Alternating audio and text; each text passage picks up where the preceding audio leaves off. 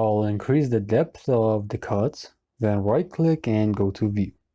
You should note that after you've completed any areas of the planning, make sure that remember to delete all of the cut lines and get rid of them. When the detail files are listed in the project browser, as you can see here, your profile will be heavier and they'll only slow down your process because they aren't actually serving any purposes. So remember, when you're done with the toilet, for example, here, and the bathroom area, get rid of all of the cut lines. So first I'll delete the pipe here and then the fitting, and then I'll draw a pipe here using a 45-degree angle and then get rid of the pipe and then select the fitting.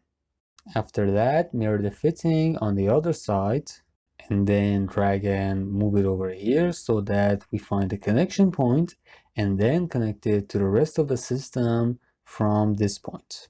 And there we go, we're done with that. So let's go back to the 3D view, put in 0.3 for this pipe here on the right, and then I'll put a cap on top of the pipe here, which we can do usually. To remember, when we're done with this, we can place the plumbing fixtures on top of that. So then we can proceed to the plan. So first, let me go over here and then disconnect the pipe that we have here, the fitting from the system, and then we'll need to create a vent here for it. So all of the system here, including the two three-way footings, need to move forward. Alright, then I'll put this on wireframe settings. Then we can select the system here and move it up just enough so that we have enough space for a three-way fitting.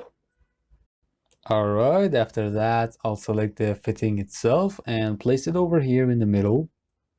There we go, and then I just have to make sure that it's connected to the system correctly.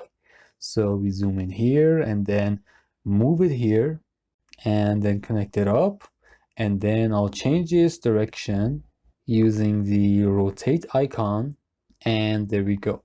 Although we need to place this inside a 45-degree angle, but for now I'll create a cut line here which goes through the system horizontally.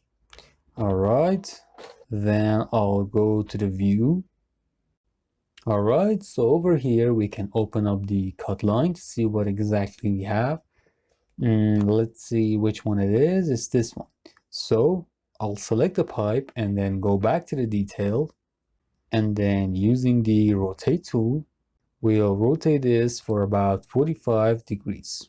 And now, as you can see, all of the piece here has been moved. And now you can see the changes that's been done to the height of all of the system. So first I'll select the pipe here and then go to the detail 17. Then using rotate, I'll bring this to the middle. Then I'll place the center of rotation in the middle of the fitting here and move it for about 45 degrees. And as you can see, none of the arrangements have been messed up. So then I'll return to the plan. Then I'll select the fitting that we have here and rotate it and move it over here and connect it to this part. So now the system is actually too close to the edge here because we need some space to put the plumbing fixtures here. And we can actually see that in the AutoCAD file, where we can go over here and select the distance tool, and then in the plan we can see from the center of this to the edge we have about 40 centimeters and then about 37 here. So we usually need about 35 and 45 for the spaces here to place the pieces inside of them. So we can place the same measurements in a Revit file as well. From here on the right and then on the part below the fixture.